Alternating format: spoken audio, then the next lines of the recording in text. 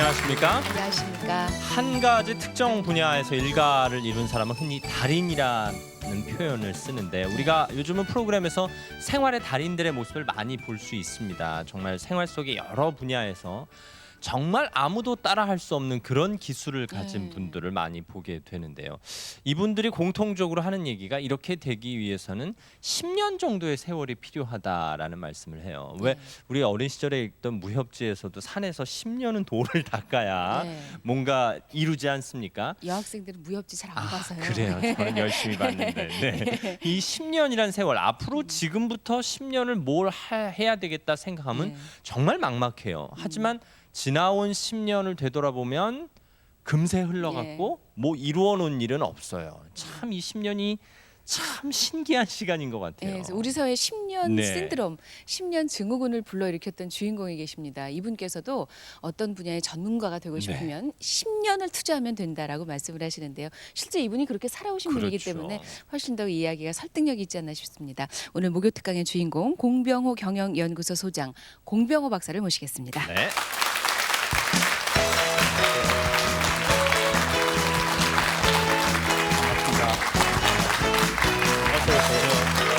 안녕하세요.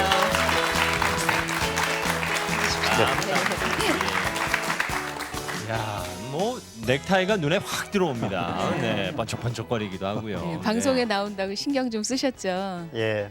네, 아주 잘 어울리십니다. 평소에 붉은 넥타이를 되게 매죠. 아, 그러세요? 네, 그러면 이제 강연을 많이 하니까 네. 그러면 강연장에 쓰면 단호하게 보이죠. 그래서 거의 붉은색. 미국의 오바마 대통령도 붉은 넥타이를 많이 하는 것 같더니 네. 같은 이유인가요? 붉은색하고 그다음에 푸른색을 매일 때하고는 분위기가 완전히 다르죠. 그러니까 정말 세심한 데까지 연구를 많이 하시는 거네요. 예, 며칠 전에 야후에 푸른색을 메고 한번 실험을 해봤는데 영 아니었어요. 그래서 이번에 완전히 그냥 아무거나 입는 저로서는 글쎄요, 공 박사님을 부를 만한 호칭이 참 많습니다. 뭐 자기개발 전문가, 경영 연구가, 혹은 베스트셀러 작가, 아니면 유명 강사, 정말 많은 호칭을 갖고 계시면서도 어떻게 보면 직장인들이 부러워할 만한 것이 자유로운 생활을 좀 하고 계시잖아요. 뭐 출퇴근을 하시는 것도 아니고 상사의 잔소리를 들으시는 것도 아니고요. 그러면서도 상당히 절제된 생활을 하신다고 들었어요. 생활 위주로 어떻게 운영되시는지 궁금해서요. 우선은 이제 조직을 떠나면 자기가 생계를 해결해야 되고, 그렇죠. 그다음에 또 시장 자체는 계속 사람에게 본인의 능력을 이렇게 보여달라고 요구를 하니까, 그러니까 절제된 생활을 하지 않으면은 한두 번 정도 성공할 수 있지만 지속적 성공은 불가능한 거죠. 그러니까 이번에 이제 박태환 선수를 제가 보면서도 박세리 선수 옛날에 마찬가지였고, 그 인생에서 한두 번 정도 잘 되기는 참 쉬운 것 같습니다. 그런데 예를 들면 5년이나 10년 정도 계속적으로 자기의 업적을 이렇게 보여줄 수 있는 것은 자신과의 그런 전쟁, 싸움에서 이렇게 승리하지 못하면 불가능한 거죠. 이분이 자신과의 전쟁을 어떻게 하고 계시냐면 출퇴근을 안 하셔도 되는데 하루에 5시간 주무신대요. 술 안 드시고요, 담배 안 피시고요, 저녁 약속을 거의 안 하신답니다. 남편이 그랬으면 정말 좋겠죠. 게다가 더 부러운 것은 부인을 위해서, 부인이 또 음식점 하신다면서요. 부인을 위해서 살림도 대신. 최고입니다. 어떻게 그렇게까지 뭐 이렇게 또. 30대는 이제 집사람이 많이 도와줬지 않습니까? 이제 전문가로서 입신하는데, 그러니까 이제는 제가 좀 자유로우니까 뭐 꼭 이렇게 살림을 한다기보다도 바깥에 누군가 또 일을 하면은 누군가 도와줘야 되니까, 이거 뭐 아이들 교육 문제나 이런 문제에 제가 좀 더 신경을 많이 쓰고, 문제는 이제 그런 일을 할 때 이게 굉장히 중요하고 소중한 일이다라고 그렇게 자기 나름대로 의미를 부여할 수 있으면은 그것 자체가 아주 즐거운 일이 되는 거죠. 흔히 예전에는 성공이란 단어를 떠올리면 부와 명예가 따라온다라는 생각을 했는데 요즘은 전문가로서 자기 분야에서 인정받는 일이 성공이 아닌가 싶어요. 예, 우선은 성공은 제가 정의할 때는 첫째는 지금 말씀하신 것처럼 자신의 분야에서 어떤 실력을 갖춘 탄탄한 그런 인물이 되는 것과 동시에 세월이 가면 갈수록 다른 사람들, 특히 가까운 사람들이 자신을 점점 좋아하는 그런 인물, 이게 제가 볼 때는 참 멋진 그런 성공의 정의가 아니겠나. 그거 그렇게 생각이 중요하네요. 듭니다. 제가 좋으시죠? 네. 아, 네. 네. 아, 예, 그때 저도 좋더라고요. 근데 그때 중요한 것은 가족들이나 지인들, 네. 예, 이제 자주 만나시는 분들이 좋아해야 네. 돼요. 아, 저 이분들 자주 만나요. 예, 그렇습니다. 아니 근데 이 10년이란 시간이요. 어떻게 보면 짧다면 짧고 참 길다면 긴 시간이거든요. 예. 네. 짧다고 생각하시는지 길다고 생각하시는지 10년 정도면은 한 분야에서 일가를 이룰 수 있을 정도의 긴 시간입니다. 네. 근데 그게 다만 10년이라는 것이 물리적 시간에 그치지 않고 그 시간의 밀도, 집중력을 높일 수가 있으면은 엄청난 일을 할 수 있는 시간이죠. 그래서 오늘 박사님 강의가 기대되는 것이 이 시간 이제 주부들이 많이 보시니까 나나 또 이제 내 주변 사람 물론이지만 아이들 우리 네. 아이들이 10년을 어떻게 정말 노력하면 어떤 결과 가져올 수 있는지 그 얘기도 해주실 것 같아 궁금하거든요. 예. 더불어 박태환 선수 팬으로서 탱 선수촌 들어갔으니까 아, 네네. 다시 또 재기해서 좀 그래. 멋진 모습 보여줄 거라고 믿습니다. 네. 그럼 강의 청해 듣겠습니다. 고맙습니다. 박수로 맞아주시기 네. 바랍니다.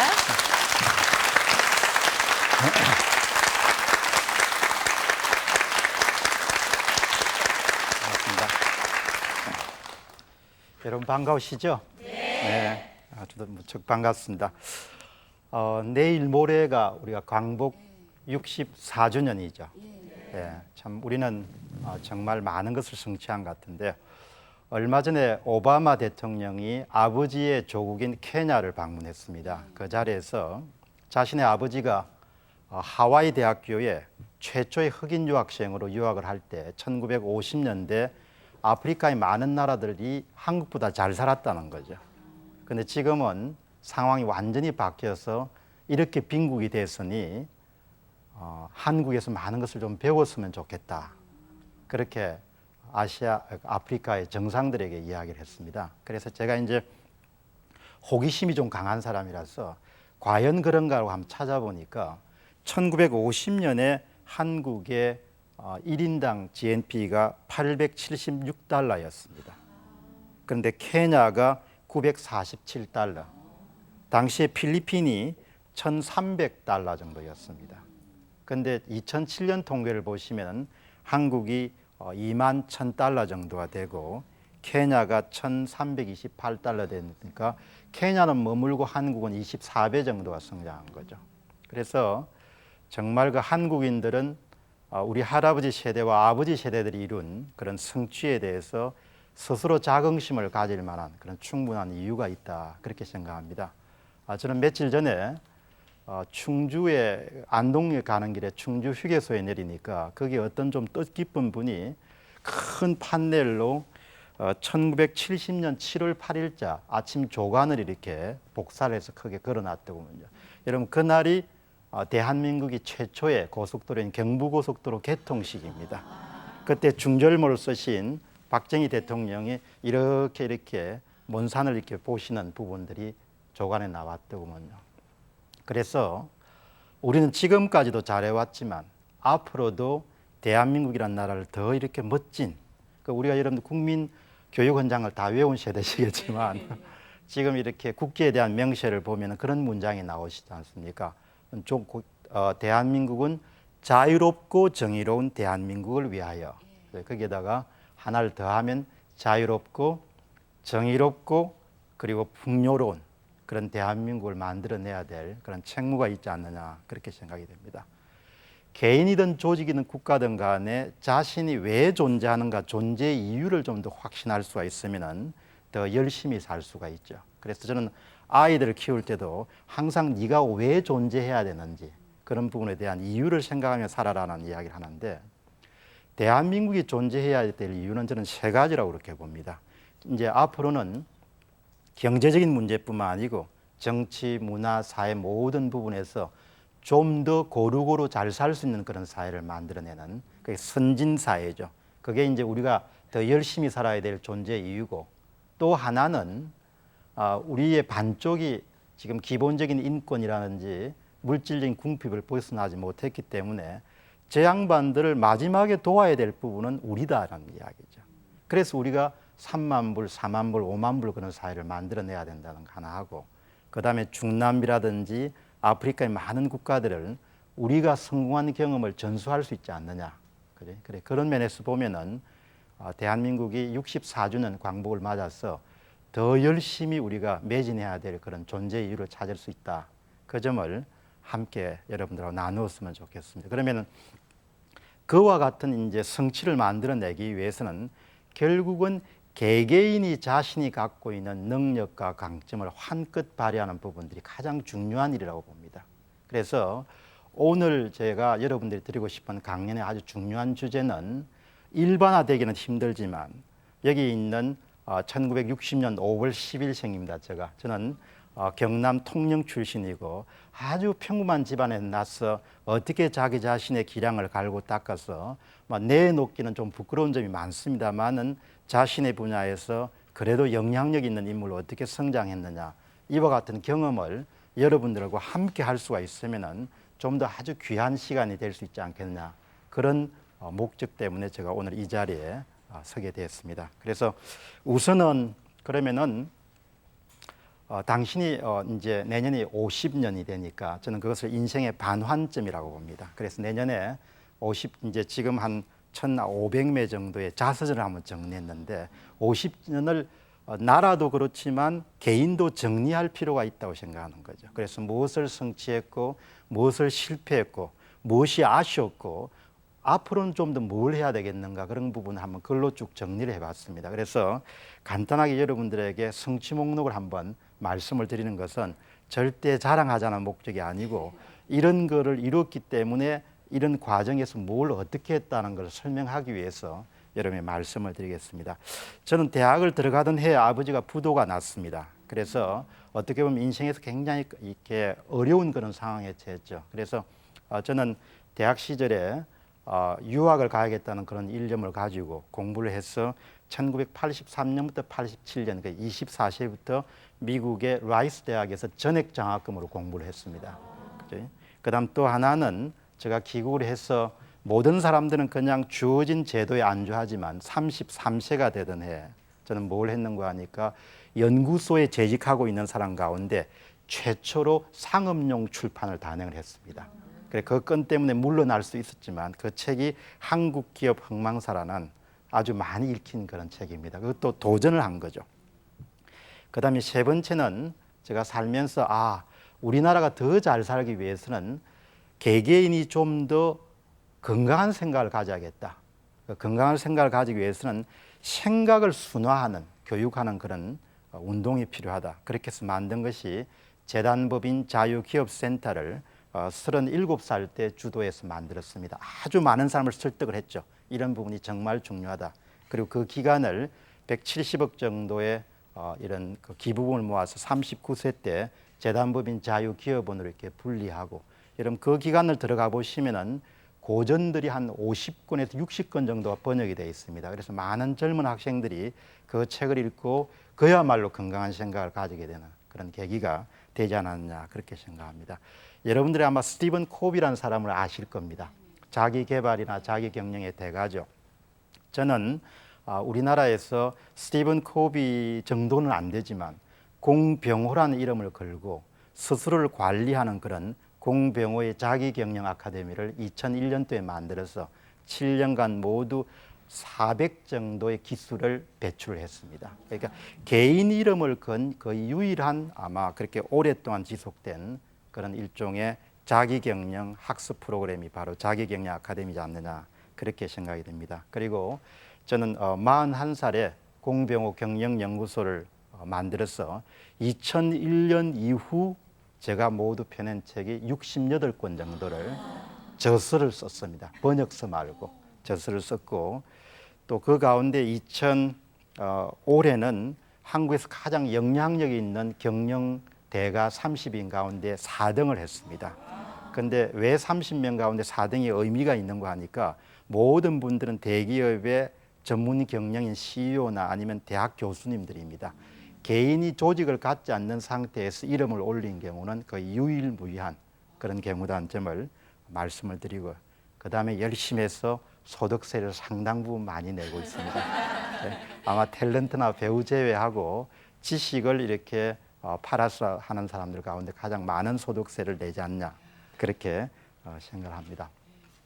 여러분 거듭 말씀드리면 지금 이야기는 자랑은 절대 아니고 한 남자가 평범한 집안에서 나서 자신의 손과 두뇌를 가지고 노력을 해서 50세라는 그런 반환점에 서서게 됐을 때 무엇을 어떻게 했는가라는 부분을 여러분들에게 나누기 위해 가지고 소개한 그런 시간으로 보시면 좋을 것 같습니다. 그래서 제가 지금부터 이제 말씀드리는 것은 공병호가 제안한 성공 법칙이다 이렇게 볼 수 있지만 어떻게 보면은 보통 머리를 갖고 보통 집안에서 난 사람들이 누구든지 쉽게 실천할 수 있는 그런 방법이라고 생각하시고 여러분이 경청해 주시면 굉장히 도움이 되지 않겠냐 그렇게 생각합니다. 저는 이제 1년에 한 250회 정도의 강연을 합니다. 대중 강연 하는데 그 강연 때는 항상 필기도구를 가지고 필기를 시킵니다. 그런데 오늘 이제 스튜디오라는 특수성이 있으니까 여러분이 필기라고 하시라고 권하지 않겠는데 방송 보시는 분들이 있으시면 옆에다가 메모하시며 들으시면 아주 효과적인 그런 강연이 되지 않겠냐 그렇게 봅니다. 그럼 이제 우선 뭐가 필요하겠느냐? 저는 사람은 살아가면서 인생의 어느 순간에 스스로의 삶에 대해서 강한 각성의 순간이 있어야 된다 그렇게 생각이 됩니다. 그것은 집안이 풍요롭든 풍요롭지 않든 간에 누구든지 경험할 수 있는 그런 아주 훌륭한 순간이라고 봅니다. 그래서 오늘 이 자리에 오신 분들이 이제 주부분들이 많으시니까 우리가 아이들 학원을 보내고 이렇게 공부를 이렇게 많이 시키도록 하는 부분도 중요하지만 동시에 아이들이 자신의 삶에 대한 그런 강한 각성 그런 부분을 가질 수 있도록 부모가 돕는 부분들이 대단히 중요한 부모의 어떤 의무다라는 점을 여러분들이 꼭 명심을 하셔야 될 것 같습니다. 그것은 책을 통해서도 가능할 것이고 또 그것은 강연을 통해서도 가능할 것이고 여행을 통해서도 가능할 것이고 저녁 식탁 자리에서 아버지나 어머니가 들려주는 오늘 들었던 생활의 사례를 통해서도 가능하다고 그렇게 봅니다. 그런 강한 각성은 대개 이런 모양으로 아마 개인에게 다가올 겁니다. 나는 반드시 잘 되어야 하겠다. 그 뭐가 되어야 하겠다는 그 다음 문제라고 봅니다. 그죠? 일단은 내가 잘 되어야겠다. 이런 부분이 반드시 필요하지 않겠느냐 그렇게 생각됩니다. 제가 서울을 처음 이렇게 방문한 데가 중학교 2학년 그 당시 이제 수학 여행을 통영에서 출발을 하면은 되게 서울을 거쳐 설악산을 많이 갔던 그 당시 패티김 씨의 이별이라는 노래가 많이 유명한 시절이었던 것 같습니다. 그런데 그 당시에 이제 대우 지금은 이제 매각됐지만 대우 빌딩에 바로 앞에 2호선 지하철 공사가 한참 있던 것 같습니다. 그때 참 서울을 처음 만났을 때 아주 인상적이었습니다. 그래서 저는 그때 서울역 광장에서 이런 생각을 했죠. 가능하면 빠른 시간 내에 대처, 넓은 장소로 나가서 입신하는 데 노력을 해야겠다. 그런 생각을 한 거 있죠. 그리고 더 넓은 세상에서 더 높은 곳에서 더 많은 영향력을 발휘하는 그런 인물이 돼야겠다. 그런 생각을 했습니다. 그런데 그 당시에 중학교 때 이제 사진을 흑백 사진을 보면은 나이는 어렸지만 그 당시도 야무졌던 것 같아요. 그러니까 눈매나 이런 걸 보면은 뭔가 자기가 자기 삶을 이렇게 책임져야겠다는 아마 그와 같은 부분들이 큰 어떤 깨달음의 순간이었지 않았냐 그런 생각을 하게 됩니다. 그런데 이제 그와 같은 부분들이 큰 깨달음입니다. 그런데 여러분 중요한 것은 사람은 큰 깨달음만 가지고는 계속적으로 노력을 할 수 없다는 겁니다. 그 큰 깨달음은 중간중간에 작은 깨달음으로 계속 채워져야 된다는 거죠. 그럼 작은 깨달음은 일상의 순간순간에서 이루어질 수 있는 만남이라고 그렇게 봅니다. 여러분 저는 어제 공주교대에서 있었던 전국의 수석 교사분들을 상대로 한 강연을 가졌습니다. 그때 참 놀란 분이 한 분을 만났습니다. 그분은 이렇게 칠판 앞에 1년 365일 동안 칠판의 왼쪽 맨 상단에다가 명문, 사람의 마음에 감동을 줄 수 있는 명문을 계속 365일 동안 이렇게 붙였다고 합니다. 그러니까 10년, 20년 동안 계속해온 일이고 또 그와 같은 명문을 받는데 제가 보낸 메일이 굉장히 크게 기여를 하였다고 그렇게 말씀을 하시더라고요. 굉장히 고맙대요.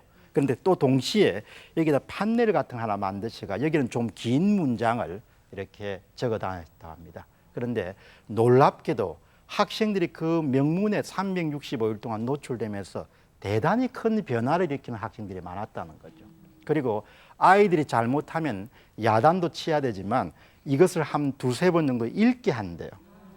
그게 이제 마음속에 각성을 계기를 제공하는 거죠.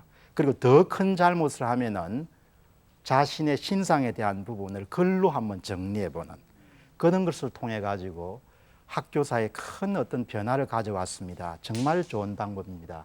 그런 말씀을 제게 하면서 굉장히 고맙다는 그런 제가 고마움을 느낄 정도로 그런 훌륭한 교사분을 만났습니다. 그런데 그 이야기를 듣고 저는 그냥 흘려보낸 것이 아니고 저분이 쓰신 것이 내가 이야기하는 작은 각성의 순간을 계속적으로 제공한다. 그래서 여러분 좀 지금도 일지를 쓰면 일지 밑에다가 명문을 많이 씁니다. 영어나 한글로 예를 들면은 winning is a habit, 승리하는 것은 습관이다. 그게 왜 쓰느냐? 성인에 대해서 왜 쓰느냐? 그 문장을 쓰면서 한번 자기 자신에게 동기를 부여하고 또 자기 자신에게 동기를 2차, 3차를 부여하는 그런 효과가 있다. 그래서 여러분들이 자제분을 키우실 때도 좋은 문장 이런 부분을 계속적으로 이렇게 아이들이 제공해서 작은 각성의 순간을 통해서 아이들이 좀 더 자신이 이 세상에서 유일한 존재고 유일한 존재면 어떻게 살아야 될 것인가라는 부분에 대해서 우리가 자극을 줄 필요가 있지 않겠느냐 그렇게 생각합니다. 한 2, 3일 전에는 전통 침수를 연구하는 그런 학생들의 모임에 가서 강의를 할 기회가 있었는데요. 김해공항에서 내려서 이제 부산대학을 이동하는데 그게 온 학생이 한의과 대학의 본과 4학년이더구먼요. 그 학생하고 이렇게 이야기하면서 여러분 제가 이런 이야기를 했습니다. 나는 말이죠. 그 학생한테 이런 이야기를 했습니다. 이 세상에 태어나서 내가 누구인지, 내가 무엇을 진짜 잘할 수 있는지, 그리고 내가 최선을 다해서 노력하면 어디까지 도달할 수 있을지 이것들을 알지 못한 채 죽는 것은 너무 억울하다고 생각합니다. 그렇게 이야기를 했습니다. 그런데 그 앞에 있는 여학생이 차를 몰면서 선생님 저는 그냥 열심히 사는 것이 다라고 생각했습니다. 그런데 최근에 와가지고 미국의 스티븐 코비라든지 선생님이 쓰신 그런 자기 개발이나 자기 경영에 대한 서적을 읽으면서 영어를 배우고 수영을 배우는 것과 마찬가지로 잘 사는 방법도 배워야 되는구나 하는 것을 지금 알았습니다.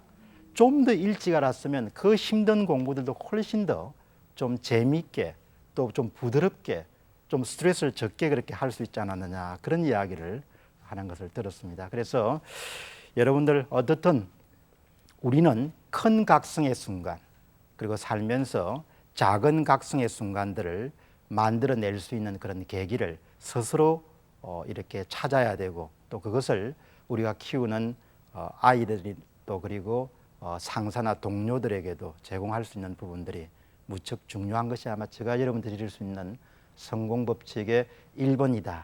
그렇게 여러분들이 맹념하시면 좋지 않겠느냐 그렇게 생각합니다. 맹념이란 이런 단어 잘 안 쓰죠. 그죠? 명심인데 그죠? 그 다음에 이제 여러분들 또 하나는 누구도 우리가 왜라는 부분에 대해서는 답을 주지 않죠. 그죠? 그래서 때로는 보이지 않는 것을 믿을 수 있는 그런 믿음도 참 저는 중요하다고 봅니다. 그래서 신앙인들을 보면은 자기 목숨도 내놓지 않습니까? 그런데 그거는 보이지 않는 것을 믿지 않습니까? 요즘에 젊은 분들을 만나서 이렇게 대담을 하거나 또 대화를 나누어 보면은 선생님 이렇게 하면 이런 문제가 있고 내가 이런 진로를 선택하면 이런 문제가 있을 것 같은데 내가 뭘 어떻게 했으면 좋을지 모르겠습니다. 이런 이야기를 참 많이 듣고 그 다음에 두 번째는 이걸 좀 하는데 힘들어서 저쪽으로 갔습니다. 근데 저쪽도 해보니까 저쪽도 힘들어서 이쪽으로 갔습니다. 그래서 벌써 20대에 5번, 6번 정도의 전직 또 업종을 바꾼 그런 젊은 분들을 만날 경우도 있고 그 다음에 이제 25세 정도, 6세 정도 된 젊은 분들이 이런 메일을 또 보내죠. 내가 뭘 해야 될지 모르겠습니다. 그지? 그런 이야기를 할 때가 있습니다. 그런데 저는 이렇게 살아오면서 어떤 부분에 대해서는 굉장히 강한 신념 혹은 그런 믿음을 갖고 있는 거 하니까 삶은 단기적으로 자기 자신을 배반할 수 있지만 역시 중장기적으로는 뿌린 대로 거두더라는 거죠. 그죠? 그래서 결과에 크게 연연히 하지 않고 운명이 자기 자신을 분명히 도와줄 것이라는 그런 믿음을 갖고 뭔가를 지금 열심히 해보는 것. 예, 대학 1학년이 저물무렵에 아버지가 이제 완전히 이제 부도가 났습니다. 아버지는 어업을 하시던 분이었는데 뭐 그야말로 핵심가였죠. 그러니까 뭐 어구를 개량하고 그물을 개량하고 그래서 돈만 생기면 계속 투자를 하셔가지고 저는 아마 유전자에 아버지 유전자를 상당히 많이 타고난 것 같습니다. 그런데 부도가 난 거죠. 그럼 부도가 나면은 이제 대학이 딱 3년 정도 남은 겁니다. 아마 그때 같으면 사람들이 굉장히 슬럼프에 빠지거나 그러나 저는 아주 단호했죠. 아버지 인생은 아버지 인생이고 나는 내 인생은 내 거다 이야기죠. 아버지가 3년 정도를 더 대줄 수가 있는데 그때 이제 형님들이 다 군대를 갔죠. 형님들이 사립학교를 다녔는데 다 군대를 가고 저만 이제 남아서 공부를 이렇게 했습니다. 자, 그러면은 그때 많은 사람들이 풀을 줬겠죠. 그러나 저는 3년 정도를 투자를 하면은 분명히 인생을 한 번 정도 도약시킬 수 있는 기회를 가질 수 있을 것이다. 그건 보이지 않죠. 아무 확신도 없고 증거도 없고 그러나 보이지 않는 것을 믿고 뿌리면은 거둘 수 있으리라는 것은 확신을 가지고 했기 때문에 삶을 한번 크게 반전을 시킬 수 있지 않았냐 그렇게 생각이 됩니다. 41살 때 이제 원하던 대로 그 결실을 얻지 못하고 스스로 일을 찾아서 해야 될 그런 순간에서도 아무도 사람들이 그걸 통해 가지고 자신의 생계를 해결하고 잘 될 수 있을 거라는 그렇게 이렇게 확신을 가진 사람이 없었죠. 주위 사람들 다 그건 안 된다 이야기죠. 왜? 한국은 시장이 작기 때문에.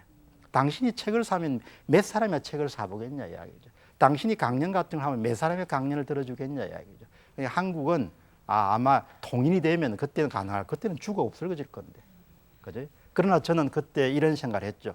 그러나 상위 한 1% 정도 안에 들 수 있으면 얼마든지 그와 같은 시장을 새로 만들어낼 수 있을 것이다. 그래서 보이지 않고 만질 수 없는 것에 대한 그런 믿음, 확신이 인생에서는 반드시 필요하고 늘 뿌리면은 언젠가는 반드시 수확할 수 있다. 이런 믿음을 우리가 갖고 일에 임하는 부분들이 우리 자신을 한 단계 더 도약시킬 수 있는 큰 그런 방법 가운데 하나지 않느냐 그렇게 생각이 됩니다. 여러분 그런데 지금까지 이제 참 저는 머리 좋은 사람들 많이 봤습니다. 집안도 좋고 머리도 뛰어나고 예 거기에서 처갓집까지 좋은 사람들 예, 그까지 더해지면 저는 뭐라고 하면 대책 없는 사람들이라 그렇게 합니다. 그런 사람 정말 많이 만났습니다. 그러나 세월이 한 25년 이렇게 흘러서 직장 생활이 쭉 이제 어느 정도 정리가 되는 50 전후가 되면 이제 웬만큼 윤곽이 드러나죠. 어둠 속에서 이제 플러스 20%, 30% 정도가 드러나는데 역시 차이는 열심히 하는 사람들, 그지? 그 사람들을 당해낼 수가 없는 것 같습니다. 그래서 요즘에 젊은 분들을 이렇게 만나면은 가끔 이런 이야기를 하죠. 생활의 균형, 생활의 균형이 중요하기 때문에 그렇게 무자비하게 일을 하는 것은 참 문제가 있습니다. 여러분 그런 이야기를 하실 때가 많은데 여러분 생활의 균형이란 것은 중장기적인 균형이지 젊은 날 30대나 40대는 좀 폭발적으로 자신의 전문성을 키우기 위한 그런 노력의 시간이 반드시 필요하지 않나 그렇게 생각합니다. 그래서 조금 전에 우리가 강의 시작할 때 나왔던 10년 법칙, 한 분야의 전문가로 입신하기 위해서 최소 10년 정도의 집중적인 선행 투자가 필요하다. 그것은 지식을 사용하거나 숙련도를 요구하거나 사업을 하거나 간에 모든 사람들에게 반드시 필요한 일이지 않느냐 그렇게 생각합니다. 어떤 사람은 이제 그와 같은 부분을 1만 시간의 법칙이다 그런 이야기로도 표현하더군요. 여러분 저는 한 30대 100시간 이렇게 일을 했던 것 같습니다. 예, 제가 갖고 있는 딱 개념은 분명합니다. 세상은 공평하지 않다 이야기죠. 다시 이야기를 하면은 세상에는 머리가 아주 뛰어난 사람도 있지만 그렇지 않은 사람도 많다. 그래서 우선 자기 자신을 정확하게 이해할 필요가 있을 것 같아요. 그래서 머리가 아주 출중한 사람들은 잡기를 잘하면서도 자기 일도 잘할 수 있는 사람이 간혹 있었습니다. 그래서 한 1% 정도 될까요? 근데 대개 사람들은 다른 일도 다 잘하면서 자기가 하고 있는 분야까지 잘할 수 있는 사람들을 만나기는 쉽지가 않더라. 그래서 뭔가 이렇게 열심히 하는 것, 그지? 그런 부분들은 열심히 한다는 부분은 다르게 표현하면은 그냥 마음만 열심히 하겠다 이렇게 가지면은 절대 열심히 할 수 없죠. 어떻게 이런 열심히 합니까? 열심은 뭐의 결과물이다? 습관의 결과물이죠. 그래서 습관은 유청소년기의 습관이 아주 중요합니다. 열심히 하는 것은 이벤트가 아니다 이야기죠. 그죠? 한번 크게 마음을 먹어서 그냥 열심히 하는 것이 아니고 완전히 몸에 배일 정도의 습성, 습관을 보다 조금 더 강한 거겠죠. 습성이 배어야 된다. 그래서 가능하면은 생활을 규칙적으로 하고, 그죠? 가능하면은 좀 더 남보다 남 쉴 때 다 쉬고, 남 잘 때 다 자고, 남 놀 때 다 놀고. 여러분 아이들한테 자주 해주는 이야기시죠? 예, 나는 뭐 집에 어머니가 귀에 못이 박히도록 들려줬던 것이 남 놀 때 다 놀고, 남 쉴 때 다 쉬고, 남 잘 때 다 자고. 어떻게 잘 되겠냐 이 이야기죠. 예, 여러분 잔소리 많이 해주시기 바랍니다. 살아가면서 수백 권의 책을 읽었던 것보다 부모가 들려줬던 잔소리, 그 잔소리는 오랜 기간 동안 한 인간의 뇌리 속에 체화되어 있는 것 같습니다. 그리고 그것이 언젠가 그 사람이 위기에 빠졌을 때 그것을 건져줄 수 있는 큰 지혜의 보고가 될 수 있는 거죠. 그래서 여러분 저는 일찍부터 내가 그렇게 머리가 뛰어난 사람이 아니다. 여러분 그것을 이제 뭐라고 표현한 거 아니까 자신의 발견이다 그렇게 부릅니다. 우리가 공부를 열심히 해서 영어를 잘하고 수학을 잘한 것을 세상의 발견이다. 그래서 최근에 제가 봤던 한 책에서 영국의 아주 유명한 경영평론가인 제가 아주 좋아하는 인물입니다. 찰스 핸드라는 인물이 쓴 책을 보니까 교육의 궁극적 목적은 자신의 발견을 돕는 것이다. 그런 이야기를 이렇게 적어놨더군요. 참 멋진 말입니다. 내가 누구인지, 내가 평범하다 이야기죠.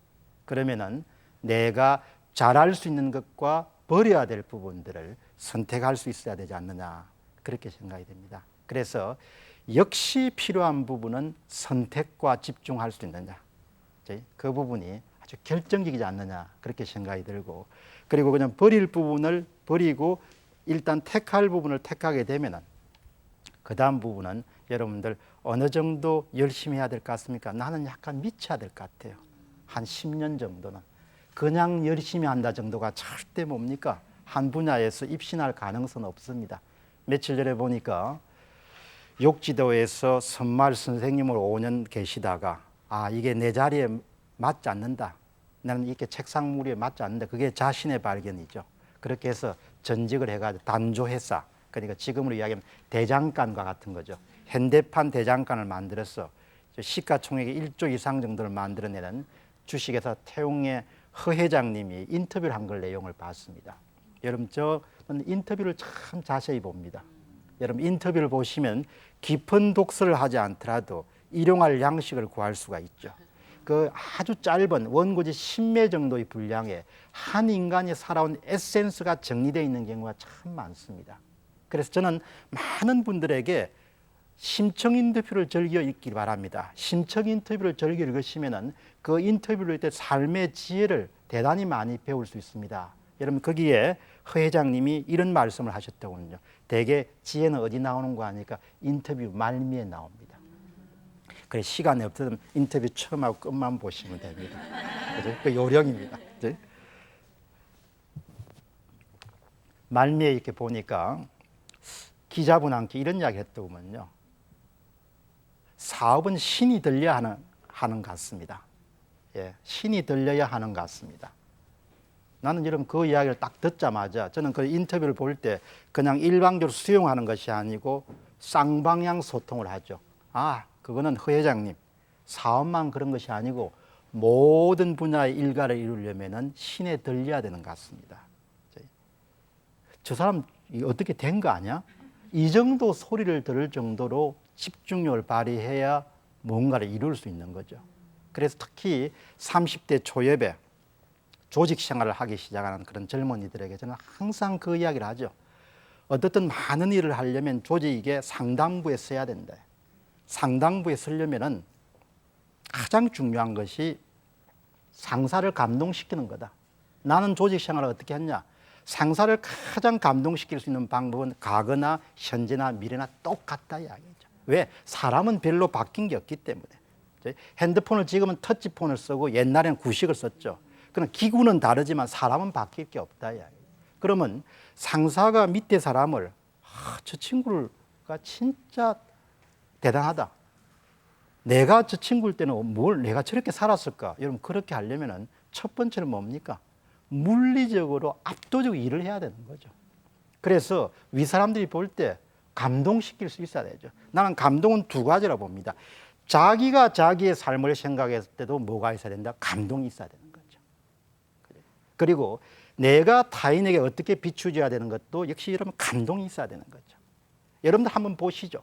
나는 자식을 잘 키우는 방법이 그렇게 어렵고 복잡하지 않다고 생각합니다. 가장 많은 시간을 부모가 자식들하고 같이 지냅니다. 학원비를 대고 그다음 격려하고 다 좋죠. 그러나 몸으로 보여주는 것만큼 확실한 게 있겠느냐. 그럼 몸으로 어떻게 보여주냐? 아, 우리 아버지, 우리 어머니 그 삶 자체가 감동적이다. 그러면 끝나는 거죠. 그 다음부터 여러분들 쉬운 이야기를 한번 들어보겠습니다. 이제 학위를 할 때 제가 이제 라이스 대학을 이제 휴스턴이라는 조그만 도시가 아니네요. 미국의 4대 도시니까 거기에 이제 라이스 대학이라는 작은 이렇게 사립 명문 학교가 있습니다. 그러면은 여러분 저는 3년 6개월 만에 학위를 마쳤는데요. 굉장히 빨리 마친 거죠. 그런데 지금도 이렇게 연락을 이제 주고받지만 지도 교수가 언제 내가 볼 때는 결정적으로 감동을 했느냐? 내가 볼 때는 한 3번 정도의 사건 때문이었다고 봅니다. 주말만 되면은 그분이 컴퓨터 프린터 아웃을 찾기 위해서 들르면은 그때마다 여러분 뭡니까? 일을 하고 있거든. 한 번이면 저 친구가 우연히 모양이다. 두 번째는 이상하네. 세 번째는 뭡니까? 아니 저 친구가 정말 대단한 친구구나. 삶의 모든 과정이 그런 것 같습니다. 그 이후에 직장 생활을 할 때도 자리를 어떻게 잡았냐? 그때도 마찬가지죠. 윗분들이 볼 때는 뭔가 들를 때마다 뭔가 일을 하고 있었으니까. 그죠? 보여주기 위한 목적은 절대 아니었습니다.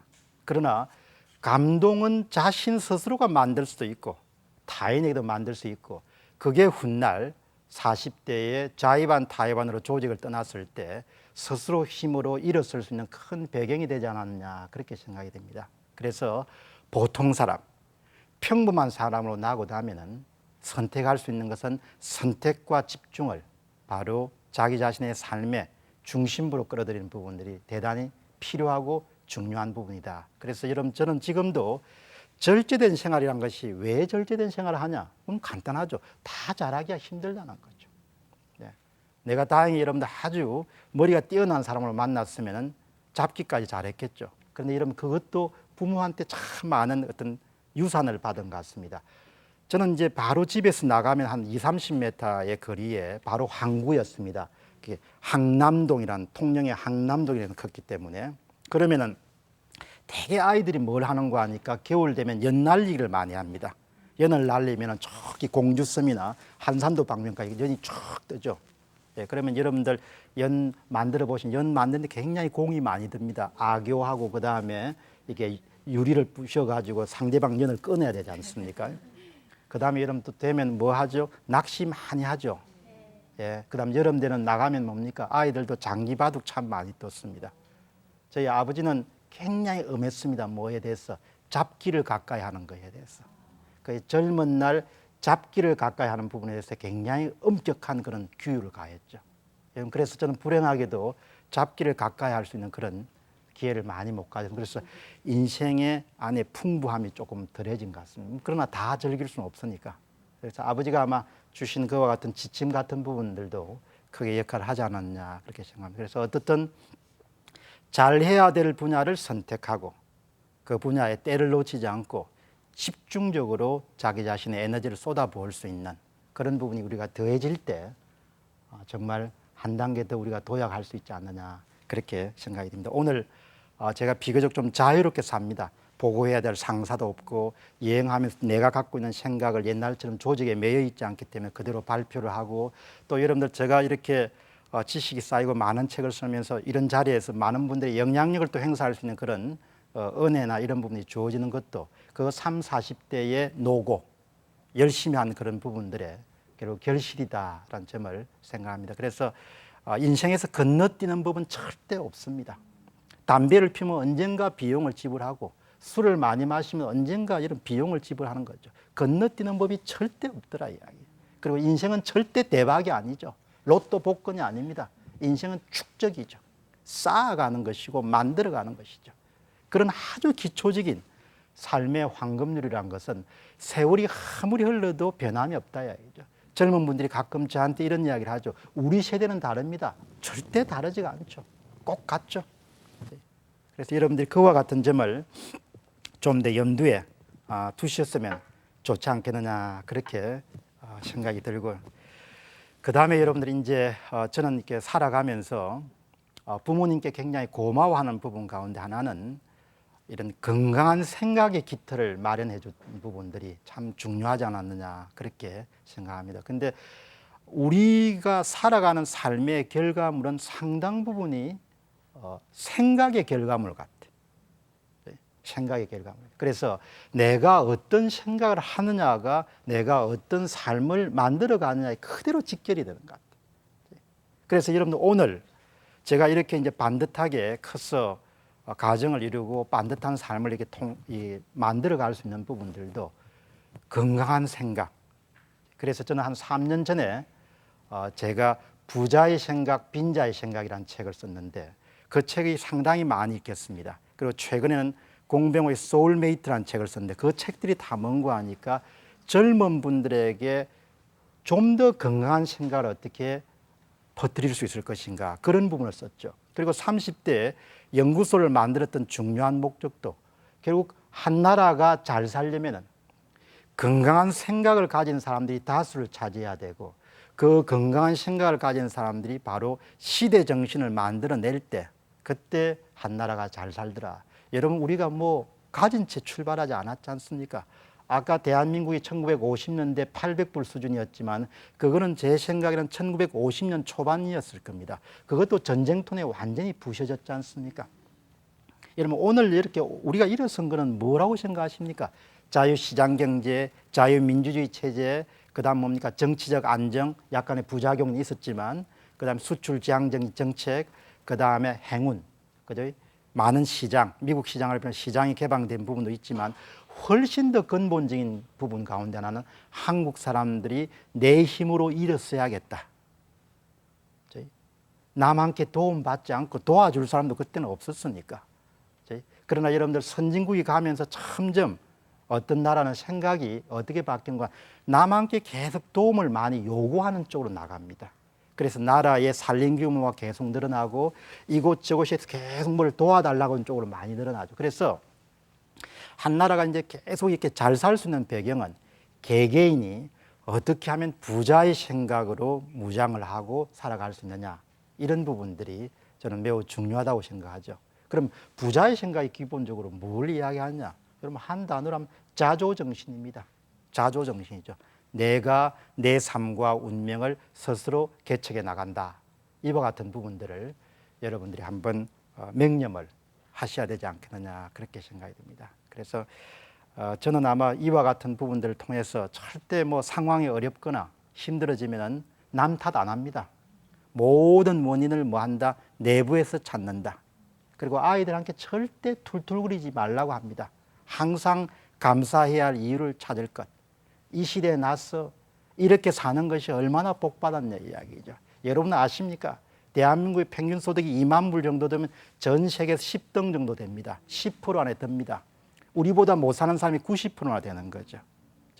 여러분들은 한국 사람들이 정말 감사해야 됩니다. 여러분들 이마트를 가시거나 홈플러스를 가시면 요즘 어떤 생각하십니까? 나는 한국 사람들 진짜 복 받았다고 봅니다. 여러분 미국을 가시고 유럽을 가시면 사올 게 있습니까? 이제 없습니다. 이제 없죠. 그래서 우리가 뭘 생각해야 되냐? 우리가 만든 이런 번영의 토대를 더 구축해서 우리를 넘어서서 다른 사람을 어떻게 도울 것이냐. 여러분 저는 살아보니까 사람은 물질 이상의 목표가 있어야 더 다부지게 살 수가 있는 것 같아요. 그리고 물질 이상의 목표가 있을 때 그때 부패하지 않는 것 같습니다. 나라도 마찬가지입니다. 우리가 잘 살고 잘 먹고 하는 부분을 넘어서서 우리보다 훨씬 더 못하고 어려운 사람들을 어떻게 도와줄 것이냐. 그래서 여러분 저는 우리나라도 좀 더 예산이 확보가 되면 과거에 케네디 정부 때 평화봉사단처럼 그와 같은 운동을 통해 젊은 사람들이 많이 밖으로 나가 보면은 참 우리가 얼마나 대단한 나라를 만들었고 우리가 뭘 해야 되겠냐. 앞에서 이야기했던 존재 이유라는 부분을 한 번 정도 더 챙겨볼 수가 있지 않겠느냐. 그렇게 생각이 됩니다. 여러분, 저는 촌에서 나고 컸습니다. 그래서 항상 이렇게 보면은 삶을 살아가면서 기회라고 본 부분은 놓친 적이 거의 없습니다. 그리고 모든 기회는 어디서 온다? 결정적 만남에서 옵니다. 그래서 항상 삶을 무심코 흘려보내지 않고 항상 찬찬히 유심히, 여러분 제가 싫어하는 단어가 두 단어인데 대충대충 껄렁껄렁입니다. 내 앞에서 이러면 대충대충 껄렁껄렁이 나오면 진짜 한 방 날아가죠. 대충대충 껄렁껄렁을 가는 절대 뭐다? 자신의 재능도 발휘할 수가 없고 자신 앞에 온 기회라는 부분들도 잡을 수가 없더라. 그렇게 생각이 됩니다. 예를 들면 한번 보시죠. 30대에 제가 근무하던 연구소에 아마 전번에 서강대학 총장을 했던 손병두 총장님이 이제 상사로 오셨어요. 예, 여러분 그분이 오셨을 때 31살인가 2살이었습니다. 예, 딱 한 단어입니다. 예, 언제 선전 보면 이저 소운이라는 거죠. 요즘에 이저 삼성 뭐 네, 삼성이 최고다. 아, 나는 그때 이러는데 이저 찬스라고 생각했습니다. 아, 이 기회는 일생일대의 기회구나. 그래서 그분을 설득했고 그분이 저의 의견을 수용했기 때문에 재단법인 자유기업센터를 만들 수 있었던 거죠. 여러분들 그렇게 설득할 때는 전부를 걸죠. 앞은 없습니다. 뒤도 없고 지금만 있는 거죠. 결정적 만남이라는 부분을 절대 놓치면 안 된다고 봅니다. 그래서 그 다음에 여러분 30대는 또 열심히 추구하다 보니까 사상적 스승을 만나게 되죠. 여러분 그분은 1974년도에 노벨 경제학상을 받았던 하이에크 교수입니다. 그분을 30대 초반에 만나가지고 사상적으로 토대를 닦고 그 다음에 연구소를 만들어야겠다는 그런 결심을 굳힌 결정적 계기였죠. 그리고 그와 같은 사상을 내가 퍼뜨려야겠다. 그렇게 해서 뭡니까? 시리즈도 만들게 됐던 거죠. 그래서 항상 40대에 더 극적이죠. 예, 조직을 떠나서 이제 갔지만 별로 이렇게 좋지 않은 결과였죠. 벤처에서 그렇게 가자마자 내려가두고만요. 그래서 뭐 세상 기준으로 보면 실패한 거죠. 예, 세상 사람들이 잘 나가는 사람들 실패하면 다 웃지는 않습니다. 그런데 속으로 약간 좋은 생각할 때 있죠. 예, 그러나 여러분 저는 그때 다시 조직을 들어갈 것이냐 아니면 혼자 힘으로 다시 일어설 것이냐 그건 기로였죠. 그러나 저는 딱 생각을 했던 거죠. 아, 다시는 돌아올 수 없는 기회다. 40대 10년을 내 자신에게 투자하는 것이 가장 현명한 선택이었을 거다. 그때 만난 사람이 찰스 핸디의 코끼리와 벼룩이라는 책이었죠. 그분 때문에 영향을 받은 건 아니고 가던 길에 만났기 때문에 더 확신을 얻었죠. 그래서 삶의 모든 순간, 뭐 저는 이제 지금은 작가와 강연자로 살지만 앞으로 50대 이후의 삶은 또 어떤 식으로 전개될지는 알 수가 없는 거죠. 문을 열어놓는 거죠. 그리고 내 인생이, 내 운명이 내 자신을 어떤 식으로 이끌어줄지에 대해서 한 번 더 관심 있고 실험을 해보는 거죠. 그래서 절대 온 기회는 반드시 포착할 수 있어야 되고 그래서 사람이 깨어 있어야 된다고 봅니다. 그래서 제가 만든 공병호 경영연구소의 회사의 로고가 부엉이입니다. 부엉이는 항상 깨어 있는 자 그런 뜻이죠.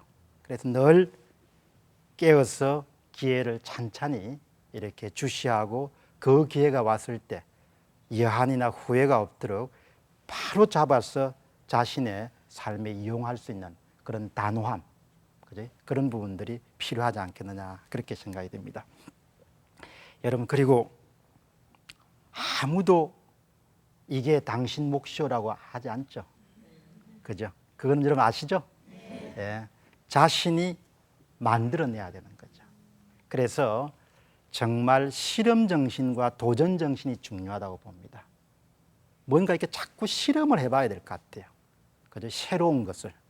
그죠? 그래서 여러분 이제 저는 이번에 실용 소설을 한 권 썼습니다. 이번에 나온 게 뭐 이제 출세의 비밀이라는 그런 실용 소설을 썼는데 그것도 저는 소설 스타일이 아니지만 한번 실험을 해본 거예요. 계속 스타일을 바꿔가면서 새로운 종류. 그러면 실험을 하려면 여러분 뭐가 필요하죠? 자신감이 있어야 됩니다. 자만감과 자신감은 다르죠. 자신감은 뭔가 하니까 자신이 약속한 것을 계속적으로 쌓아가면서 만들어지는 무형의 자산이죠. 자신감이 없으면 절대 새로운 것을 도전을 할 수가 없죠. 그래서 아주 간단한 여러분 습관입니다만은 저는 항상 이렇게 뭘 해야 될지를 이렇게 기록해보고 또 한 거는 뭔지 못한 거는 뭔지 이렇게 체크해보고 이런 습관들이 계속 반복이 되면 뭐가 쌓이게 됩니까? 성공 경험들이 계속 쌓이는 거죠. 그 성공 경험들이 계속 쌓이면은 안에 뭐가 생기죠?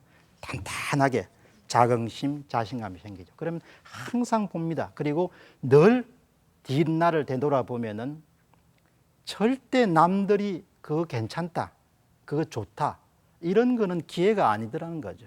그건 안 돼, 그건 위험해, 그거 하면 당신 큰일 나. 여러분 그런 부분들이 대부분 뭐가 나오더라? 새로운 것을 만들어낼 수 있더라. 그래서 그것도 어느 날 갑자기 되지 않기 때문에 뭐가 필요하다? 자신감을 평소 매일매일 쌓아가는 그와 같은 부분을 통해서 우리가 만들어낼 수 있지 않겠느냐 그렇게 생각이 됩니다. 그리고 그와 같은 부분이 이제 이루어지면은 사람을 이렇게 만나서 탁 악수를 해보더라도 뭐가 입니까? 좀 여러분들 야무진 사람이 있죠. 탄탄한 사람들. 그죠? 꼭 사회적인 직책이나 부를 축적해서 그런 게 아니고 사람을 만나면 야무진 사람들이 있습니다. 이게 아주 이렇게 여문 사람. 그런 분들은 살아가면서 백돌 쌓듯이 계속 자기 자신의 뭡니까? 성취물들을 하나하나 이렇게 쌓아온 거죠. 그래서 그와 같은 부분들을 여러분들이 동시에 그걸 하시면은 크게 우리가 성취를 할 수 있지 않겠느냐 그렇게 생각이 듭니다. 여러분 살다 보면 엎어질 때 있죠. 네. 엎어지면 어떻게 해야 되죠? 일어서야 됩니다. 그런데 일어서기가 쉽지 않죠. 그래서 특히 위험한 경우가 승승장구하는 경우죠. 그래서 고등학교 명문, 대학교 명문, 직장 명문, 처가 명문 이렇게 해서 쫙 명문만 이렇게 가면 나중에 진짜 넘어지면 대책 없습니다. 그래서 뭐 그렇다고 일부러 실패나 실수를 할 필요는 없죠. 그런데 그 실패하면 다시 일어설 수 있는 부분들, 그래서 그런 부분들은 어떤 식으로 저는 만들어냈느냐. 여러분 저는 독서 장르 가운데 소설보다는 가장 많이 읽는 것이 인물에 대한 자서전하고 평전을 많이 읽습니다. 진짜 무지무지하게 많이 읽습니다. 그리고 고생한 사람들 이야기를 참 좋아합니다. 그리고 그 고생한 사람들 이야기를 읽으면서 그 양반들의 삶을 마치 자기화해서 많이 이해를 합니다. 내가 이 양반이면 어떻게 결정 내리겠냐. 그런데 살아가면서 역경이 채했을 때 그렇게 읽었던 일종의 사례들이 대단한 도움이 되죠. 그리고 타인의 역경과 자질의 경험을 보면 자신이 경험하고 있는 부분은 별거 아닌 거죠, 대부분. 그래서 여러분들이 항상 뭐 이번에도 굉장히 큰 어려움이 있었지 않습니까? 대통령이 돌아가시고 이와 같은 부분들도 어떤 면에서 보면 한 인간이 가져야 될 역경과 좌절을 극복하는 능력이란 그런 측면에서 접근을 하게 되면은 정말 그거 한 거죠. 미국의 오늘의 한국을 가능했던 결정, 트루만 대통령이 있죠. 여러분 트루만 대통령은 미국의 역대 대통령 가운데 고졸 출신의 유일한 사람입니다. 그리고 그 전임자가 루즈벨트 대통령이었습니다. 루즈벨트 대통령은 명문 사립학교에 명문 대학을 나왔기 때문에 굉장히 뭡니까? 귀족적이었습니다. 국민들이 다 완전히 그게 익숙해져 있었어요. 그런데 어느 무식한 사람이 그냥 대통령이 갑자기 재임하고 있는 동안에 심장마비로 돌아가시는 바람이 된 거예요. 그런데 트루만 대통령은 딱 뭡니까? 백악관을 들어가는 순간 내 이상으로 절대 나보다 더 대통령을 잘 수행할 수 있는 사람은 없다. 그렇게 결심하는 겁니다. 그리고 루즈벨트 대통령과 완전히 다른 종류의 자기 스타일을 확보합니다. 루즈벨트 대통령을 본받으려 안 해요. 자기는 무식한 출신이고 못 배운 출신이지만 그게 맞는 스타일을 여러분들 가르쳐주죠. 그래서 비교적 성공한 그런 대통령으로 자리를 잡게 됐죠. 제가 말씀드리고 싶은 요지는 저 자신 역시 대학 입시 실패, 그다음에 학위 이후에 상당 기간 동안 실업, 그다음에 40대 전반의 전직의 실패 이런 과정을 이렇게 경험해 가면서 인생의 모든 역경과 좌절은 합하여 선이 되더라는 겁니다. 버릴 만한 경험은 하나도 없는 것 같아요, 삶에서. 그래서 우리가 항상 살아가면서 역경과 좌절의 순간이 오면은 그 역경과 좌절의 순간조차도 삶의 전반적인 그런 모습을 풍요롭게 하는, 쉽게 나고 좋은 대학 가고 뭐 이런 부분들이 다 잘 되고 그러면 여러분들 뭐가 되죠? 그러면은 나중에 쓸 게 없습니다. 이번에 자서전을 쓰면서 보니까 여러분들 잘 되고 그리고 죽었다. 그렇게 하면 쓸 게 없어요. 그래서 인생은 뭐다? 스토리북입니다. 스토리를 쓰는 거죠. 그렇게 생각하면은 어떤 종류의 역경과 좌절이 오더라도 우리가 차고 나갈 수 있는 용기를 가질 수가 있고 그 역경과 좌절의 순간을 뭐 할 수 있다? 좀 즐겁고 담대하게 대할 수가 있다. 이 점을 여러분들 염두에 두시면은 좀 더 살아가는 삶이 좀 더 풍요로울 수 있을 것이다. 그런 점을 여러분들 강조를 하고 싶습니다. 며칠 전에 이제 학생들을 상대로 해서 강의를 하는데 학생들이 이런 이야기를 하더군요. 그 이제 생활도 좀 안정되고 하면 좀 자만심도 생기지 않습니까? 그리고 초심을 잃어버릴 그런 가능성도 있지 않습니까? 그런 이야기를 하더라고요. 그래서 제가 그 학생에게 이런 이야기를 했습니다. 세상에 조금 더 주변을 둘러보면 정말 잘난 사람이 많다 이야기죠.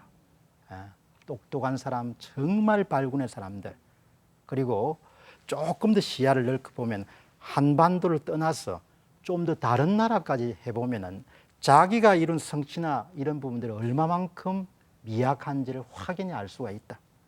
그러면은 뭐 자만심이 생길 여유는 전혀 없다.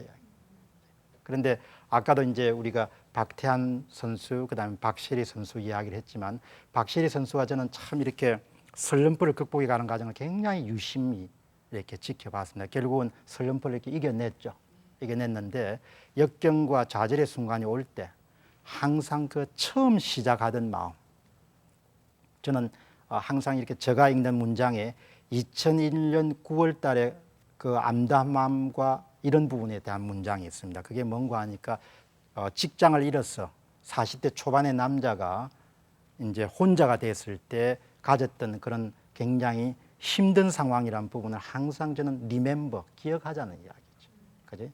그런 부분에 대한 섭섭해할 필요는 없지만 자기 인생의 가장 참담한 순간들을 우리가 기억할 수가 있다면 처음 시작하던 마음, 초심, 그리고 한두 번의 성공은 빛날 수 있지만 궁극적으로는 지속적 성공이라는 부분이 가치가 있는 일이다. 그렇게 생각하고 늘 처음 시작하던 마음, 이런 부분들을 여러분 잊지 않도록 노력하실 필요가 있지 않겠느냐, 그렇게 생각이 됩니다. 그러면 처음 시작하던 마음을 잊지 않는 부분 가운데는 역시 몇 가지가 있죠. 여러분 그것은 바로 실천해 볼 수 있습니다. 첫 번째는 뭐겠습니까? 늘 감사해야 할 이유를 적극적으로 찾는다.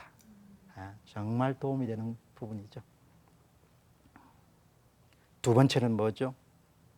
무슨 일을 하든지 간에 재미있게 할 수 있는 방법을 적극적으로 찾는다. 옛날 어떤 분들이 저한테 가사노동하면 힘들지 않냐고 물어보죠. 그러나 여러분 보시죠. 세상에 가사노동처럼 뭔가 노력을 투입했을 때 결과가 빨리 나온 게 있습니까? 없습니다. 그럼 그 즉시 나오죠. 예술이에요, 거의. 그죠? 그래서 뭘 하든지 간에 재미있게 할 수 있는 이유를 적극적으로 찾는다. 또 재미있게 할 수 있는 방법을. 그죠? 또 어떤 분들은 저한테 이렇게 묻더군요. 공부하시면 슬럼프가 오면 어떻습니까? 저는 뭐 슬럼프가 거의 없습니다. 스트레스도 없고. 그럼 제가 이렇게 이야기하죠.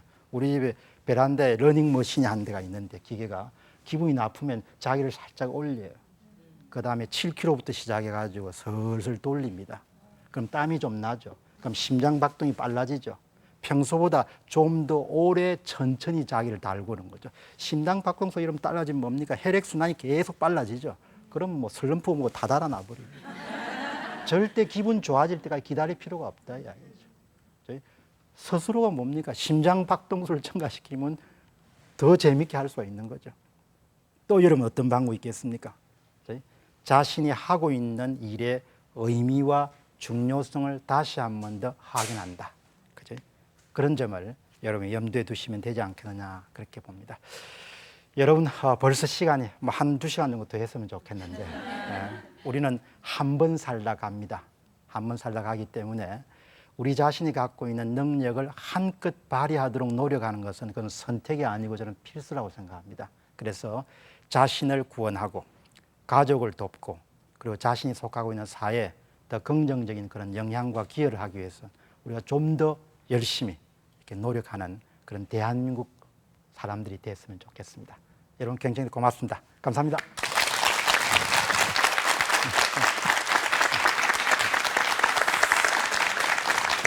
네, 아유 감사합니다.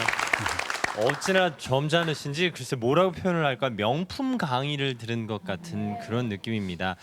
존경하는 은사 선생님께 이렇게 저에게 직접적으로 와닿는 그런 말씀들을 들은 그런 느낌입니다. 근데 너무 이렇게 진지하게 들으셔가지고 네.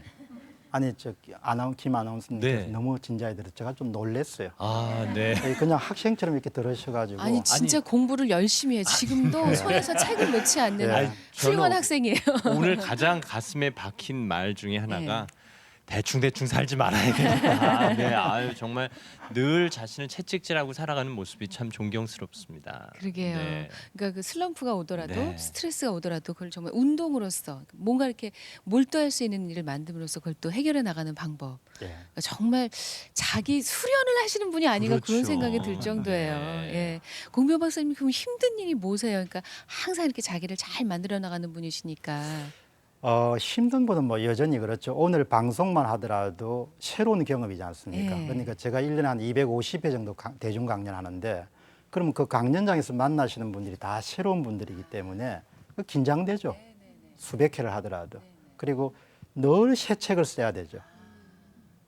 그러니까 뭐 길을 가나 차를 모나 항상 내가 쓰고 있는 책이 이렇게 전개가 돼야 되고 이렇게 계속 하는 거죠. 뭐. 그래서 저도 보면 딱한 사람입니다. 근데 조금 더 딱 하셔야 될 것 같아요. 왜냐면 그렇게 만들어내신 결과물이 또 많은 분들에게 영향을 미치시니까요. 앞으로도 공부해 봤으니 꾸준히 정말 건승하실 수 있도록 박수로 응원해드리겠습니다. 고맙습니다. 감사합니다. 고맙습니다. 다음 주 목요 특강에 나오실 분을 미리 안내해드리겠습니다. 고고학자 김병모 교수께서 나오시겠는데 제목이 재밌습니다. 내 얼굴의 고향은 어디인가? 우리가 어디일까요? 네. 우리가 만나는 수많은 사람들 다 그 역사적인 비밀이 숨어 있다고 하는데 그런 말씀 들어보겠습니다. 선물 소개할까요? 구정마루에서 백화점 상품권 준비해 주셨습니다. 금성출판사 푸르넷 공부방에서도 백화점 상품권 마련해 주셨습니다. 내일은 금요일 생생 토크가 있는 날입니다. 흔히 질투는 여성들의 전유물이라고 생각하기 마련인데요. 남자들의 질투가 더 무섭답니다. 남자의 질투가 더 무섭다. 이런 주제로 얘기 나눠보겠습니다. 내일 아침 뵙겠습니다. 고맙습니다.